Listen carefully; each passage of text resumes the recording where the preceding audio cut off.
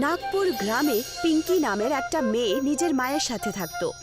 ও গ্রামে একটা বিদ্যালয়ের সামনে কচুরি আর বার্গার বিক্রি করত।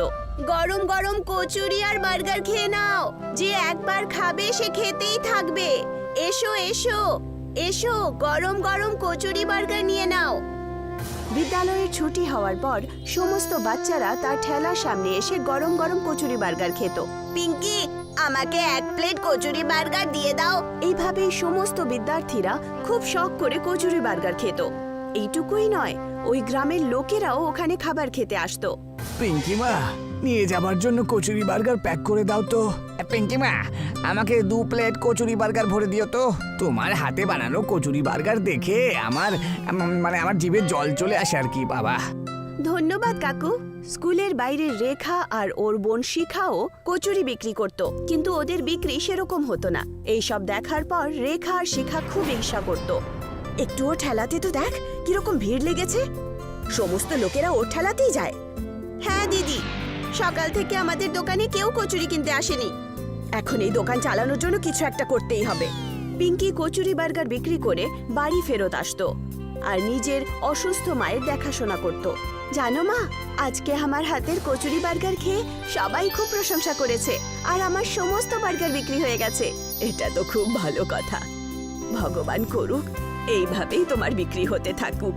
কিছুদিন পরই ওর মায়ের শরীর খুব খারাপ হয়ে যায় আর পিঙ্কি ওনাকে সরকারি হাসপাতালে নিয়ে গিয়ে ভর্তি করিয়ে দেয়, যার কারণে ও কচুরি বার্গারের দোকান লাগাতে পারে না। অন্যদিকে রেখা এই ব্যাপারের লাভ উঠিয়ে লোকেদেরকে নিজের দোকানে ডাকে। এসো এসো, আমার কচুরি একবার খেলে বারবার খাবে। রেখা দিদি, কচুরি বার্গার দিয়ে দাও আমায় 1 প্লেট। এক্ষুনি দিচ্ছি, একটু দাঁড়া। ওর হাতের কচুরি বার্গার খেয়ে বাচ্চারা বলে, এটা কি রকম কচুরি বার্গার বানিয়েছো? এরকম বার্গার খেয়ে তো আমাদের পেটই খারাপ হয়ে যাবে। তুমি পিঙ্কি দিদির মতো কচুরি বার্গার বানাতে পারো না? রেখার হাতের কচুরি বার্গার খেয়ে কেউ পছন্দ করে না। অন্যদিকে পিঙ্কির মা সুস্থ হয়ে বাড়ি চলে আসে আর পিঙ্কি দ্বিতীয় দিনই কচুরি বার্গার বিক্রি করতে ওখানে চলে আসে। গরম গরম কচুরি বার্গার নিয়ে নাও। বাচ্চারা পিঙ্কিকে দেখে দৌড়ে চলে আসে। দিদি, তোমার হাতের কচুরি বার্গার না খেয়ে আমাদের ভালোই লাগছিল না মোটেই। চলো চলো, এখন তাড়াতাড়ি কচুরি বার্গার দিয়ে দাও।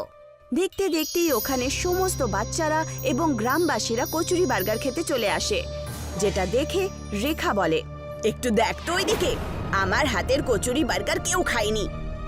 আর পিঙ্কি আসা মাত্রই ওর ঠেলাতে এত ভিড়, ওকে তো মজা দেখাতেই হবে। রেখা পিঙ্কিকে মজা দেখানোর পরিকল্পনা করে আর ও সুযোগ বুঝেই পিঙ্কির কচুরিতে ওষুধ মিশিয়ে দেয়, যার কারণে লোকেদের পেটে ব্যথা শুরু হয়। আরে একই, এই পিঙ্কির কচুরি বার্গার খেয়ে তো পেটে ব্যথা হচ্ছে। হ্যাঁ হ্যাঁ, আপনি ঠিক বলেছেন, আমার পেটেও ব্যথা হচ্ছে।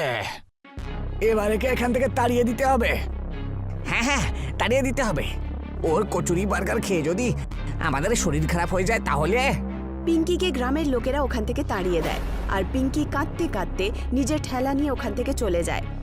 এইসব দেখে রেখা খুব খুশি হয়। এখন হলো তো মজা, এখন বিক্রি কর, কচুরি বার্গার বিক্রি কর। পিঙ্কি একটা গাছের নিচে বসে পড়ে আর কাঁদতে শুরু করে। এখন আমি আমার মায়ের চিকিৎসা কি করে করাবো? আমার কচুরি বার্গার বিক্রি হলো না। আমার কচুরি বার্গারে আমি এমন কি দিলাম বাবা? একজন বয়স্ক লোক পিঙ্কির ঠেলাকে দেখে পিঙ্কির দিকে এগিয়ে আসে আর বলে, মা, আমাকে কচুরি বার্গার দাও না, আমার খুব খিদে পেয়েছে। না আঙ্কেল, আমি এই কচুরি বার্গার আপনাকে দিতে পারবো না। এই কচুরি বার্গারে কেউ কিছু একটা মিশিয়েছে। কি করব মা, আমার যে খুব জোরে খিদে পেয়েছে। আমি তোমার এই দোকানটা দেখলাম, তাই তোমার কাছে চলে এলাম। না আঙ্কেল, এই কচুরি বার্গার আপনি খাবেন না। আমার কাছে 50 টাকা আছে, নিয়ে নিন আর অন্য কোথাও গিয়ে অন্য কিছু খেয়ে নিন। পিঙ্কির এই কথাটা শোনার পর বয়স্ক লোকটার খুব ভালো লাগে আর ওই বয়স্ক লোকটা কচুরি বার্গারের দিকে দেখে নিজের হাত ওঠায়। ওনার হাত থেকে আলো বেরোয় আর উনি জাদু করার পর ওখান থেকে চলে যান। এই কথাটা পিঙ্কি বুঝতেই পারে না আর ও বাড়িতে গিয়ে নিজের মাকে বলে, মা, আজ আমি কচুরি বার্গার বিক্রি করতে পারিনি। আমার কচুরি বার্গারে কিছু একটা মিশিয়ে দিয়েছিল কেউ, যার কারণে লোকেদের পেট খারাপ হয়ে যাচ্ছিল। তাই আমাকে ওখান থেকে সরিয়ে দেওয়া হলো। কি কচুরি বার্গারে মিশিয়ে দিয়েছে? আমাকে একটু খাইয়ে দেখা, আমিও তো দেখি যে কচুরি বার্গারে কি মেশানো আছে। পিঙ্কি ওই কচুরি বার্গার নিজের মাকে এনে দেয়। যেইমাত্র উনি কচুরি বার্গার খান, ওনার স্বাস্থ্য ঠিক হতে শুরু করে। দেখ, আমার তো কিছুই হলো না, আমার পেটেও ব্যথা হলো না, আর আমার শরীরও ঠিক আছে। তাই মা, তুমি সত্যি বলছো? এই সব কিছু দেখে পিঙ্কি দ্বিতীয় দিনই কচুরি বার্গার বিক্রি করতে আবার পৌঁছে যায়। পিঙ্কি, কয়েকটা কচুরি বার্গার দিয়ে দাও তো। ঠিক আছে, এক্ষুনি দিচ্ছি। ওই লোকটা যেইমাত্র কচুরি বার্গার খান, ওনার পেটের ব্যথা ঠিক হয়ে যায়। আর ওই লোকটা পিঙ্কিকে বলে, আরে এ কি পিঙ্কি মা, তোমার কচুরি বার্গার খেয়ে তো আমার পেটের ব্যথা ঠিক হয়ে গেল। এই কথাটা গ্রামে ছড়িয়ে পড়ে যে পিঙ্কির কাছে জাদুই কচুরি আছে, যেটা খেয়ে সমস্ত অসুখ দূর হয়ে যায়।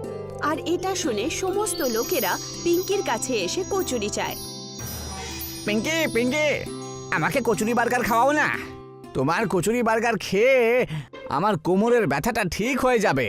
এই সব কিছু দেখে রেখা ভাবে, আমিও একবার এই কচুরি বার্গার খেয়ে দেখি তো, আমারও অসুস্থতা ঠিক হয় কিনা।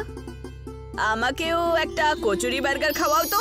যেইমাত্র ও কচুরি বার্গার খায়, ওর পেটে খুব জোরে ব্যথা হয়। ও বুঝতে পারে যে ও পাপ করেছে, আর সেই কারণেই ওর সাথে উল্টো হয়েছে। সমস্ত লোকেরা কচুরি বার্গার খেয়ে অসুস্থতা থেকে ছুটি পেয়ে যায়। এই কথাটা পিঙ্কি বুঝতেই পারছিল না। ওই বয়স্ক লোকটা আবার পিঙ্কির কাছে আসে। পিঙ্কি মা, আমাকে 50 টাকার কচুরি বার্গার দিয়ে দাও তো। আরে আঙ্কেল, আপনি তো সেই আঙ্কেলই ওই দিন আমার কচুরি বার্গার খেতে চেয়েছিলেন না? ওই কচুরি বার্গার খারাপ হয়ে যাওয়ার কারণে আমি আপনাকে বারণ করেছিলাম। হ্যাঁ পিঙ্কি, আমি হলাম সেই। এইটুকু বলা মাত্রই ওই বয়স্ক লোকটা একটা পরীতে পরিণত হয়। এটা কি? আপনি পরী হয়ে গেলেন? আপনি কে? হ্যাঁ পিঙ্কি, আমি বয়স্ক নই, আমি একটা পরী।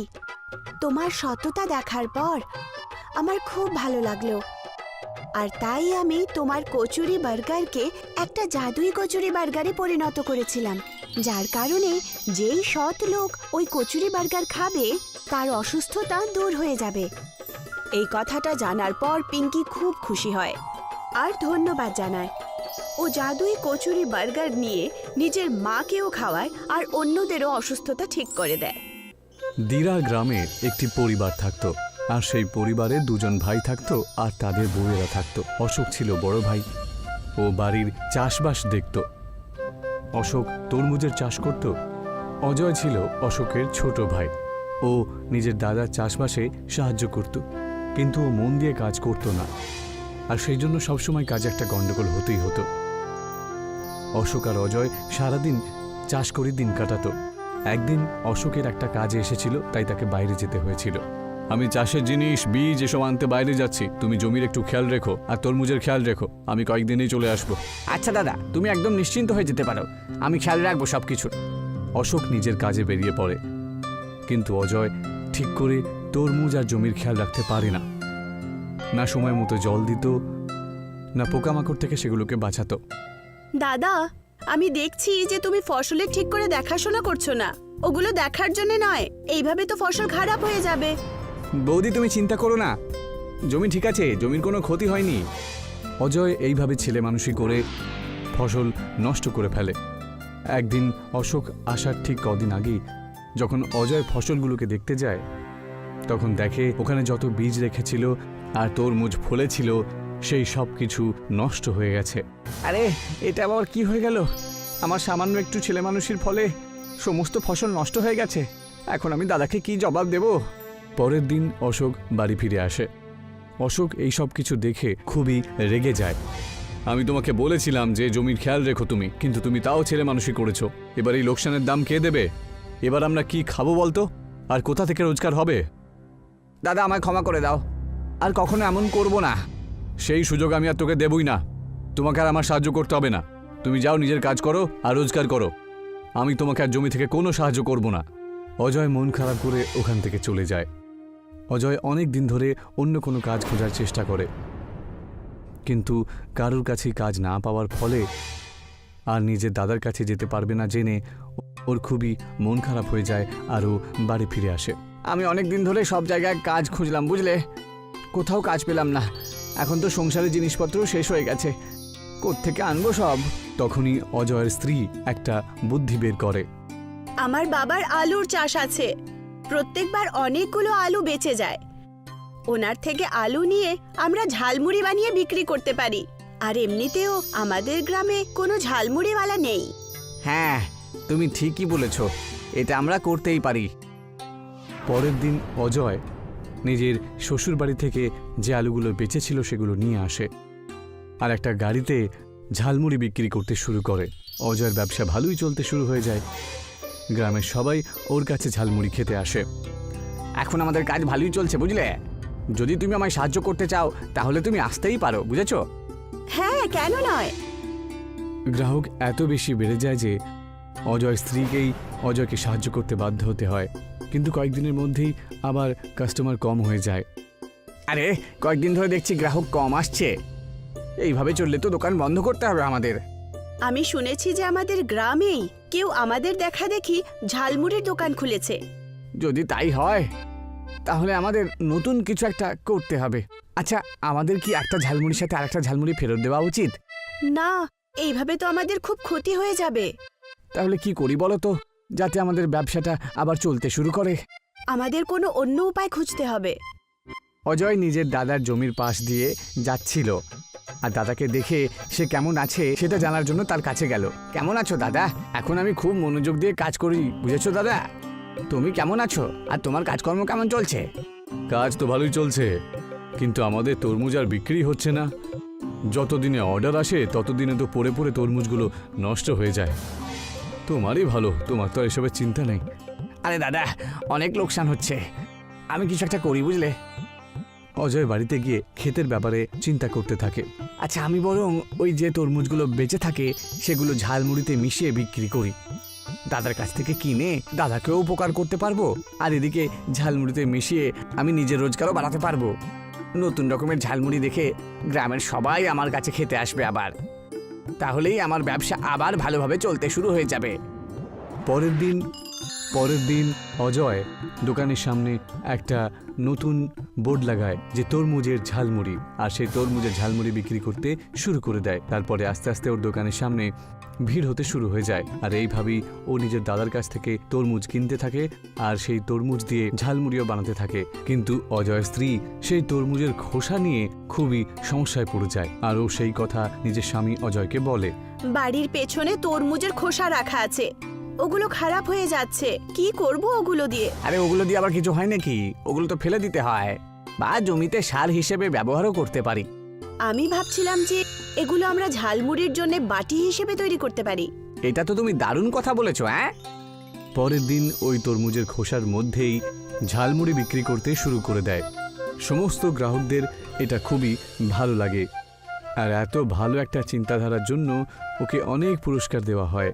আর কয়েকদিনের মধ্যেই অজয় তরমুজ ঝালমুড়ি অনেক গ্রামে ছড়িয়ে পড়ে আর অজয়ের দাদার অজয়ের ওপরে গর্ব হয়।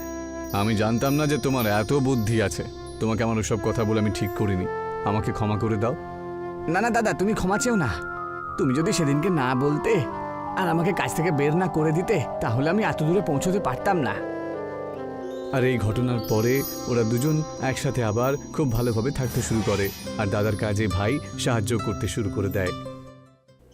একটা শহরে আমির চাঁদ ফাফড়া বিক্রি করত আর তা সাহায্য করত জয়। আমির চাঁদ জয়কে মাসের শেষে টাকা দিয়ে দিত যাতে তার খরচা চলে যেত। জয়ের মা বাবা ছিল না। একদিন সকালে জয় টেবিল পরিষ্কার করলো।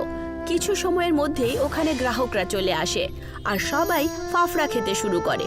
তক্ষুনি আমির চাঁদ আসেন। আরে বাহ, তুমি কিন্তু খুবই কাজের। আমি আসার আগেই সব কাজ করে ফেলেছো। দায়িত্বটা খুব বড় জিনিস কিন্তু। হ্যাঁ, একটা কথা আমি তোমাকে বলতে ভুলে গেছি। কি সেই কথা? আমি এখন ঠেলা গাড়িতে দোকান খুলতে চলেছি। বাসেছি, এটা তো অত্যন্ত আনন্দের কথা। হ্যাঁ, আমার আজকে কিন্তু অনেক কাজ আছে। তুমি ফাফড়া বিক্রি করো, আমি সন্ধেবেলায় ঘুরে আসছি। আমির চাঁদ চলে যান। তক্ষুনি ওখানে একজন লোক আসেন যার নাম রাঘব। উনি ফাফড়া নিতে চাইছিলেন, কিন্তু রাঘব দূর থেকে ফাফড়া দেখছিল। তক্ষুনি জয় ওকে জিজ্ঞাসা করে, কি হচ্ছে রাঘব, আজকে ফাফড়া খাবে না নাকি? আমি ফাফড়া খেতে এসেছিলাম, কিন্তু আমি পরে দেখলাম যে আমার কাছে কোনো পয়সা নেই।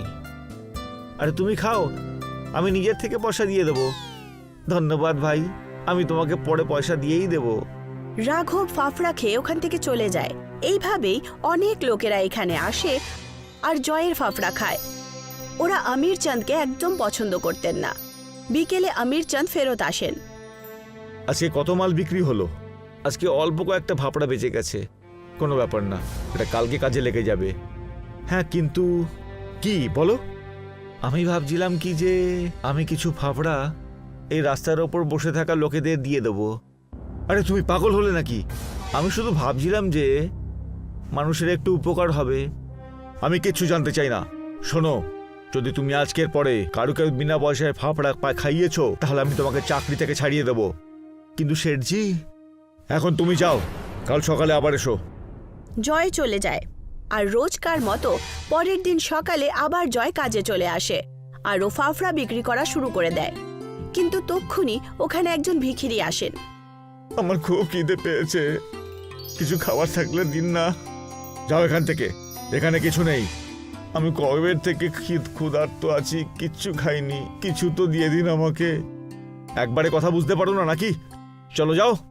শেঠজি, আপনি ওকে আমার তরফ থেকে কয়েকটা ফাফড়া খাইয়ে দিন। আচ্ছা ঠিক আছে, তুমি ওকে খাওয়াও আর আমি তোমাকে বাকি পয়সা তোমাকে দিয়ে দেবো। তুমি কাল থেকে এখানে আসবে না। আমির চাঁদ জয়কে কাজ থেকে বার করে দেয়।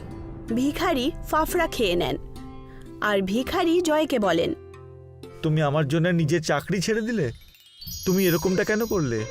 আমার এর জন্য কোনো আফসোস নেই, কিন্তু কারণ খিদের চোটে আপনার প্রাণ অবধি চলে যেতে পারতো। সেই জন্য আমি আমার চাকরিটাকে ছেড়ে দেওয়াটাকে বেশি সহজ মনে করলাম। তুমি এখন কি করবে আমি কিচ্ছু বুঝতে পারছি না। আমার নিজের কাছেই কোনো কাজ নেই এখন। আমি রাস্তায় এসে দাঁড়িয়ে পড়েছি। আমি এখন একজন বেকার। আমার কাছে একটা জাদু ফায়ার ফাফড়া মেশিন আছে। আপনি আমার সাথে কেন মজা করছেন? আমি তোমাকে সত্যি কথাই বলছি, কিন্তু আমি এই জাদু মেশিনটা যাওয়ার জন্য কোনো যোগ্য মানুষকে খোঁজার জন্য বেরিয়েছিলাম। ঠিক আছে, তুমি এখানেই আমার কাছে আসবে। আমি তাড়াতাড়ি জাদুই ফায়ার মেশিন নিয়ে আসছি। ভিখারি ওখান থেকে চলে যান। জয়ও এদিক ওদিক দেখতে শুরু করে। এখন ঠেলাতে আমির চাঁদ নিজেই কাজ করতেন, যার কারণে আমির চাঁদ কাহিল হয়ে পড়েন। আমিও না রেগে গিয়ে কখনো কখনো বেশি কথা বলে ফেলি। এখন একাকেই সবকিছু সামলাতে হচ্ছে। আমি একা লোক কি করে সবকিছু সামলে নেব? আমি বাজে চিন্তা করে চলেছি। যখন জয় ক্ষুধার্ত থাকবে আর ওর কাছে শোয়ার কোনো জায়গাও থাকবে না, তখন ও আমার কাছে আসবে আর ক্ষমা চাইবে। আমির চাঁদ জয়ের কথা ভাবতে শুরু করেন আর উনি খুব খুশি হলেন। কিন্তু জয় রাস্তায় একা একাই ঘুরে বেড়াচ্ছিল। আস্তে আস্তে সন্ধে হয়ে যায়। জয়ের খুব খিদে পেয়ে যায়। এখন তো অনেকটা খিদেও পাচ্ছে, কিন্তু রাত্রিবেলায় আমি কোথায় যাব? কিন্তু এই রাতে আমি কোথায় যাব? ভিখারিও ফেরত আসলো না। জয়ের কাছে আর কোনো রাস্তা ছিল না। এই স্থিতিতেই রাত হয়ে যায়। আজকে রাস্তাতেই শুতে হবে মনে হচ্ছে। একটু ঠান্ডাও লাগছে আমার বেশ, কিন্তু এখন আমি কি করতে পারি?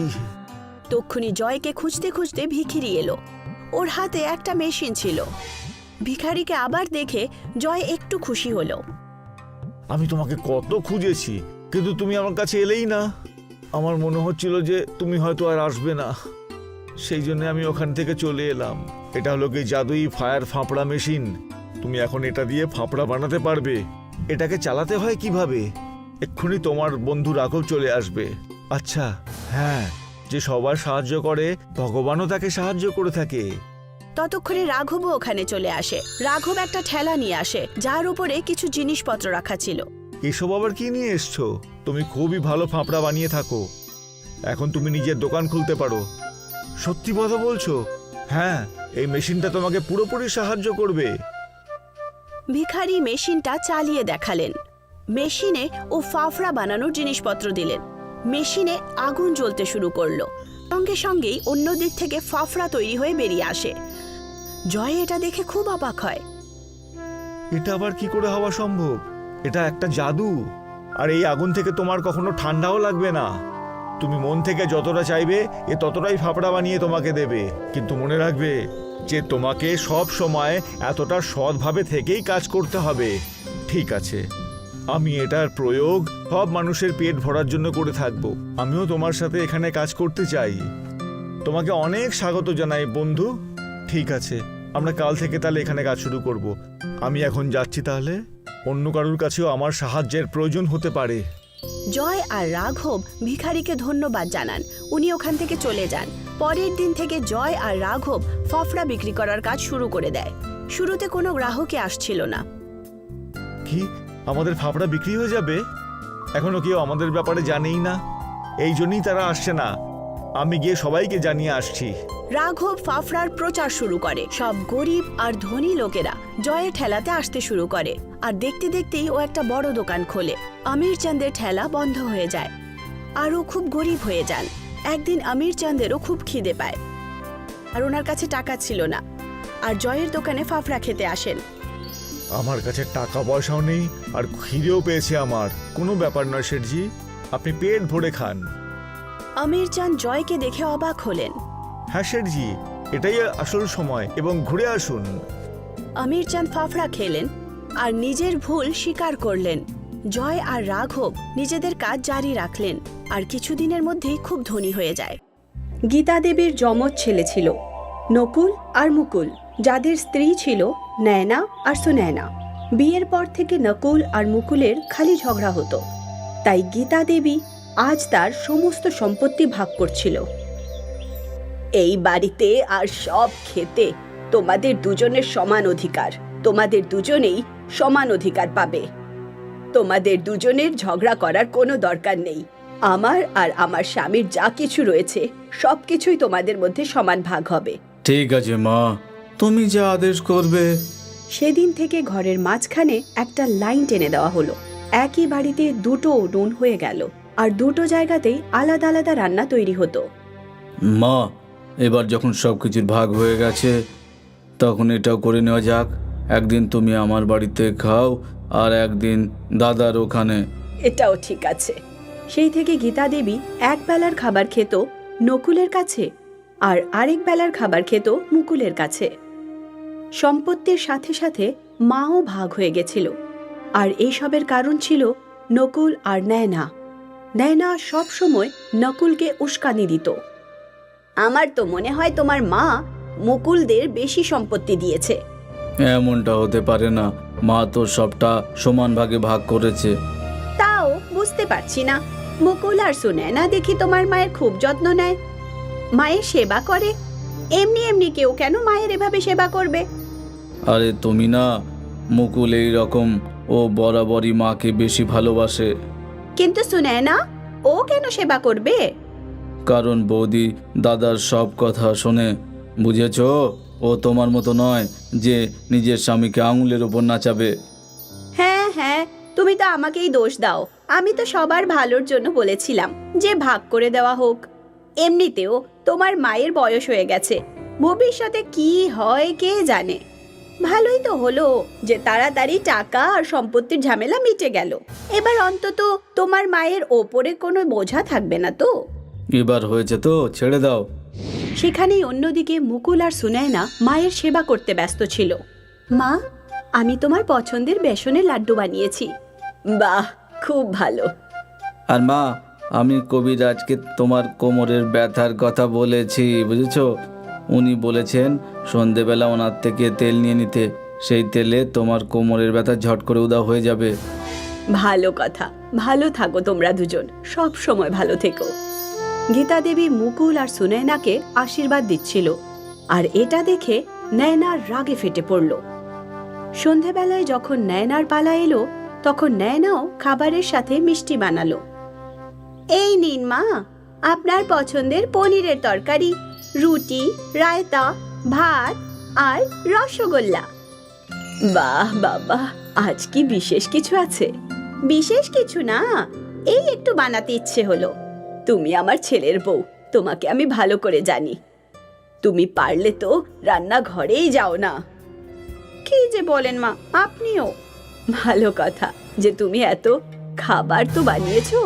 ভগবান তোমায় সুবুদ্ধি দিক। দুজনকে দেওয়া আশীর্বাদে পার্থক্য ছিল। এইসব শুনে নয়না আরো রেগে গেল।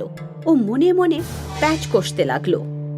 গীতা দেবীর মুকুল আর সুনয়নার ভালো মানুষই পছন্দ ছিল। সে জানতো যে এরা দুজন সেবা বিনা কোনো স্বার্থে করে। অন্যদিকে নকুল আর নয়না ছিল খুবই স্বার্থপর। তাদের সব কিছুর পেছনেই কোনো না কোনো স্বার্থ ছিল। কয়েক বছর অবধি সবকিছুই এইভাবেই চলতে থাকলো। এবার গীতা দেবীর শরীর খারাপ হতে শুরু করলো, আর একটা ব্যাপার নিয়ে উনি খুব চিন্তিত থাকতেন। আমি সবকিছু তো তোমাদের দুজনের মধ্যে ভাগ করেছি, শুধু আমার কাছে জাদুই কুকার আছে। ওটা কোনো একজনকে দিলে অন্যজনের সাথে অন্যায় হবে, কিন্তু ওই জাদুই কুকার তারই প্রাপ্য যে ভালো। তাই এটা আমি মুকুল আর সুনয়নাকেই দেব। এই ভেবে গীতা দেবী কুকার হাতে নিল আর সুনয়নার কাছে গেল। আরে বাহ মা, পিতলের কুকার! ভাবলে পিতল আর ভাবলে সোনা, নিজের নিজের ভাবনার ওপর। আমি বুঝলাম না মা। আমি ওই কুকুরটা অনেক দিন পর দেখেছি মা। এটা আমাদের ছোটবেলায় ছিল না? হ্যাঁ, এটা আমাকে আমার মা দিয়েছিল।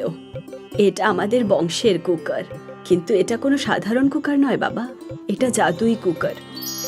জাদু কুকার? এর জাদু আমি তখন বুঝতে পারলাম যখন তোমরা দুজন জন্মেছিলে। সেই সময় গ্রামে খরা ছিল, খাওয়ার জন্য কিচ্ছু ছিল না। লোকেরা খিদেতে মরে যাচ্ছিল। তখনই আমাদের পরিস্থিতি একটু ভালো ছিল, তাই আমাদের দ্বারা যেটুকু সম্ভব আমরা করেছিলাম। ক্ষুধার্তদের খাবার দিতাম, আর তারপর আমাদেরও সব সবজি শেষ হয়ে গেল। একটা সময় এমন এলো যে আমাদের কাছেও খাবার কিছুই রইল না। সেই সময় আমার মায়ের কথা মনে পড়ল, আর আমি এই জাদুই কুকারকে উনুনে বসিয়ে দিলাম, আর সেটাও শুধু জল ভরে। আর কুকারের কাছে পোলাও চাইলাম, আর মুহূর্তের মধ্যেই পুরো কুকারটা পোলাওয়ে ভরে গেল। সেই সময় আমরা সবাই পেট ভরে খাবার খেয়েছিলাম, আর সব ক্ষুধার্তদেরও খাইয়েছিলাম। যখন খরা শেষ হলো তখন সব কিছু আগের মতো হয়ে গেছিল। আমি কুকারকেও সাবধানে রেখে দিলাম। সেদিনের পর আর কুকারের দরকারই পড়েনি। সুনয়না, এবার এটা আমি তোমাকে দিচ্ছি। আমার বিশ্বাস তুমি এর সঠিক ব্যবহার করবে। হ্যাঁ মা, নিশ্চয়ই। গীতা দেবী ওই জাদুই কুকার সুনয়নাকে দিয়ে দিল, আর তার কিছুদিন পরেই উনি মারা যান। সুনয়না কুকারটাকে সাবধানে রেখে দেয়। কয়েক বছর কেটে যায়। সুনয়না কুকারের কোনো প্রয়োজন ছিল না। তারপর হঠাৎ ভারী বর্ষা শুরু হয়ে যায়। গ্রামে জল ভরে যেতে লাগলো। টানা 3 দিন বৃষ্টি হলো। সব লোকেরা চিন্তায় ছিল। বৌদি, তোমার কাছে কি কোনো কিছু খাবার আছে? খুব খিদে পেয়েছে। না, সব শেষ হয়ে গেছে। তখনই মুকুলের মায়ের কথা মনে পড়ে গেল। আরে শোনায় না, আমাদের কাছে জাদুর কুকার আছে তো। হ্যাঁ, সুনয়না তাড়াতাড়ি জাদুই কুকার নিয়ে এলো, আর গীতা দেবী যেমন বলেছিল তেমনই শুধু জল ভরে কুকার উনুনে বসিয়ে দিল। বৌদি, তুমি এটা কি করছো? তুই শুধু দেখ। সুনয়না কুকারের কাছে পনিরের তরকারি চাইলো, আর যখন সুনয়না কুকার খুলল তখন কুকারে প্রচুর পরিমাণে পনিরের সবজি ছিল। বাপ রে! সুনয়না তরকারি অন্য বাসনে ঢেলে দিল, আর কুকারে আবার জল ঢেলে দিল। আমার ভাত চাই। কুকার খুলতেই তাতে ভাত ছিল। বৌদি, আপনি রুটিও আনিয়ে নিন। হ্যাঁ দাদা। সুনয়না কুকার উনুনে বসালো, আর এবার তাতে প্রচুর রুটি ছিল। সবাই পেট ভরে খাবার খেলো। তখনই সুনয়নার চোখ প্রতিবেশীদের বাড়ির দিকে গেল। বাড়ির বাইরে 2 বাচ্চা অপেক্ষা করছিল। হয়তো ওদেরও খিদে পেয়েছে। সুনয়না আরেকবার উনুনে কুকার বসালো আর পোলাও চাইলো। এই সব পোলাও সুনয়না নিজের প্রতিবেশীদের দিয়ে দিল। ধন্যবাদ, আমরা সবাই খাবারেরই অপেক্ষা করছিলাম। রেশন শেষ হয়ে গেছিল, বুঝতে পারছিলাম না যে বাচ্চাদের কি খাওয়াবো। কোনো ব্যাপার না, এবার সবাই পেট ভরে খাও।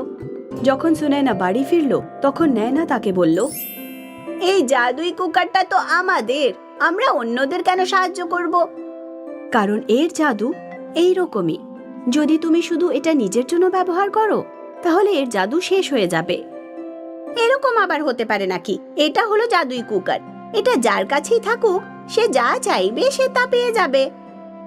আচ্ছা, তাহলে তুমি চেষ্টা করে দেখে নাও। হ্যাঁ হ্যাঁ, অবশ্যই।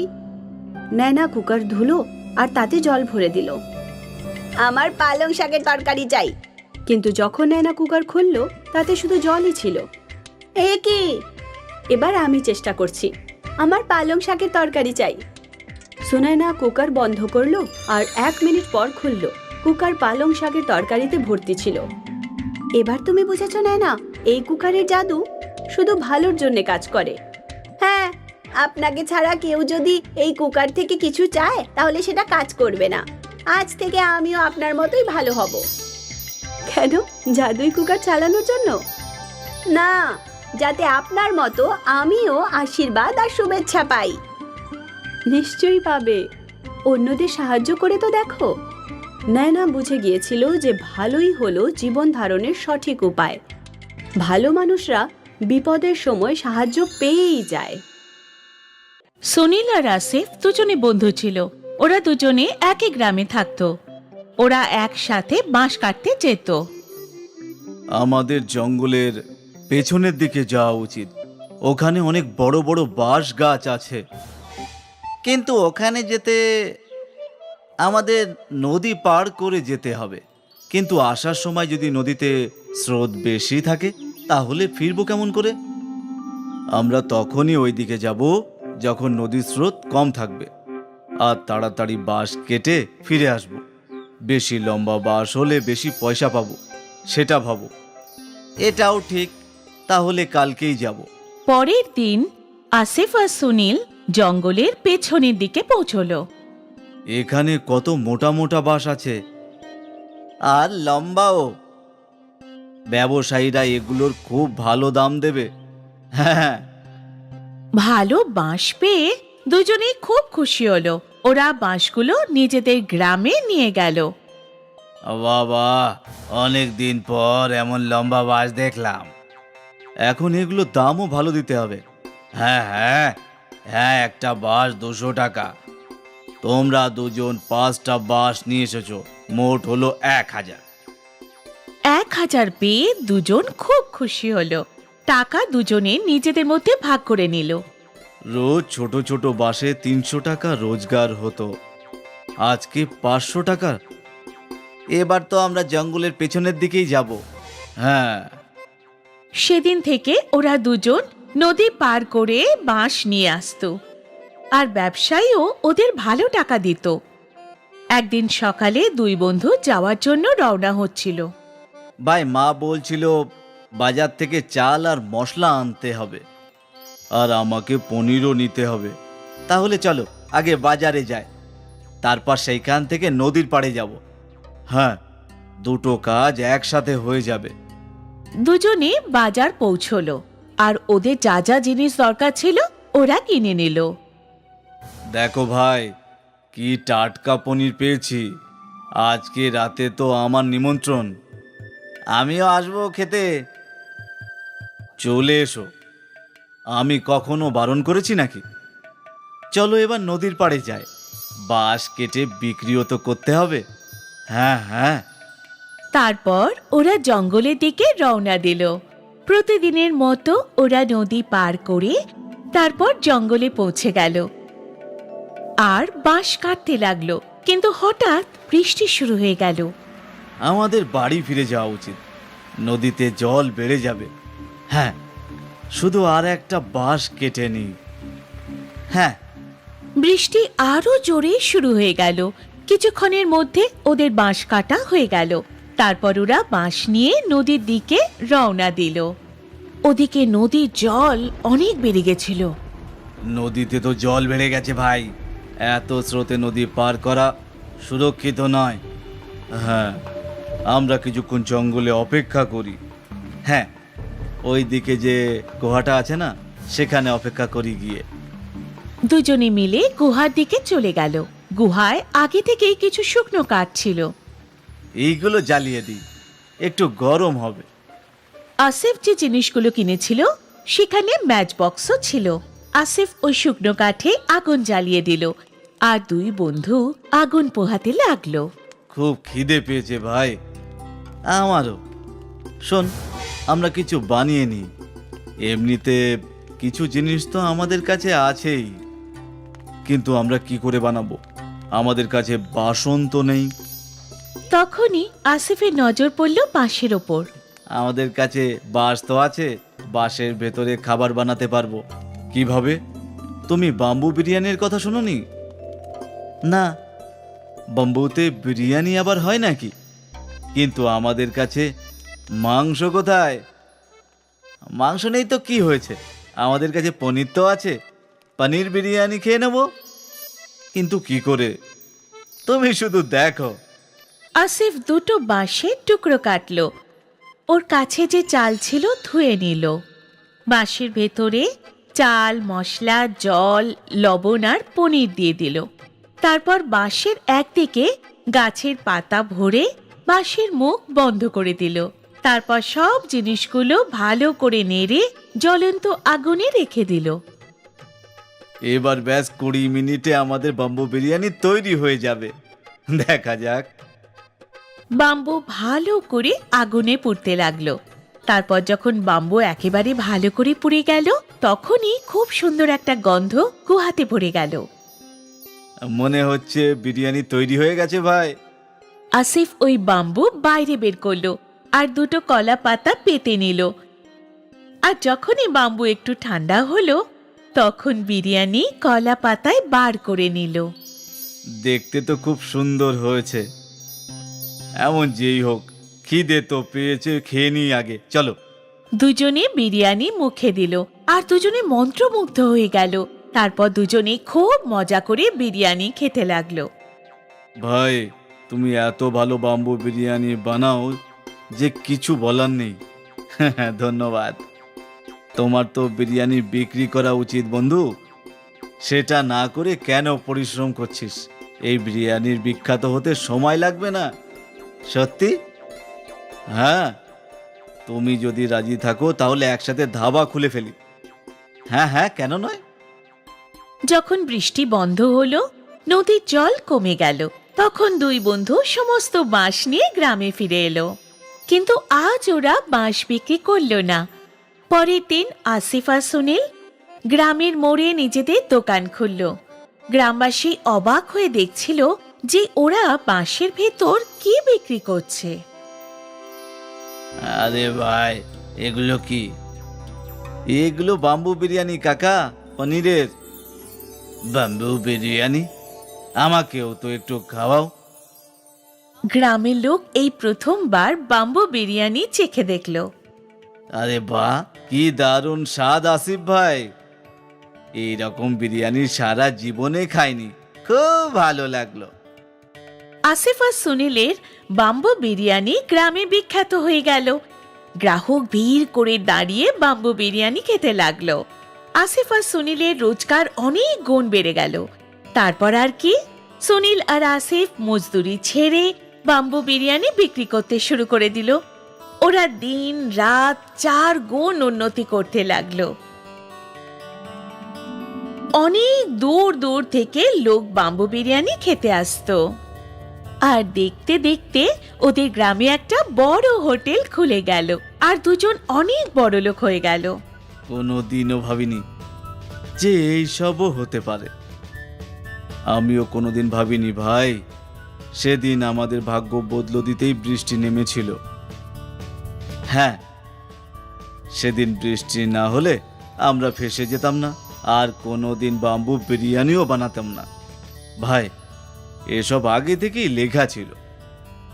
বিধাতা আগে থেকেই সবার জন্য ভাগ্য লিখে দেয়। আমরা তো শুধু পুতুল, ভগবানের দেখানো রাস্তায় শুধু হাঁটি। হ্যাঁ, একদম তাই। বাম্বু বিরিয়ানি আসিফ আর সুনীলের কপাল বদলে দিল। ওরা দুজনে জীবনের অনেক বড় ব্যাপার বুঝতে পারল। বিপদে পড়লেই জীবনে নতুন পথ খুঁজে পাওয়া যায়, আর ভাগ্য কবে বদলে যাবে সেটা বলা যায় না। শওকত মিয়ার বিরিয়ানির দোকান ছিল। লোকেরা খুব তৃপ্তি করে ওনার বিরিয়ানি খেত। বা সৈকত ভাই, কি স্বাদ! ধন্যবাদ ধন্যবাদ। বিরিয়ানির স্বাদ ভালো ছিল, এই জন্য ওদের রোজগারও ভালো হতো। শওকত মিয়া প্রতি মাসে 20,000 টাকা নিজের মায়ের হাতে তুলে দিত। বাবা, এখন যখন তোর রোজগারও ভালো হচ্ছে, আমি ভাবছিলাম যে তোর বিয়েই দিয়ে দিই। আর কতদিন অবধি আমি একা ঘরের আর পরিবারের ব্যবসা সামলাবো বল? তোর বিয়ের পর নদীমেরও বিয়ে করাতে হবে না? আরে মা, আমি তো এখনো বাচ্চা, তুমি প্রথমে দাদার বিয়ে দাও।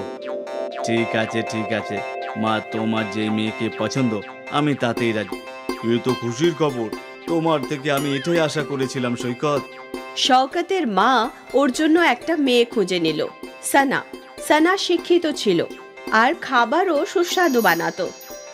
কিছু মাস পর শওকত আর সানার বিয়ে হয়ে গেল, আর তারপর সানা সংসারের সমস্ত কাজ সামলে নিল। মা, তোমার হাতের খাবারের স্বাদই আলাদা। হ্যাঁ বৌদি, কিন্তু বিরিয়ানিতে দাদার হাত কেউ ধরতে পারবে না। হ্যাঁ, সে তো ঠিক। এটা তো তখন জানা যাবে যখন আমি ওনার হাতের বিরিয়ানি খাবো।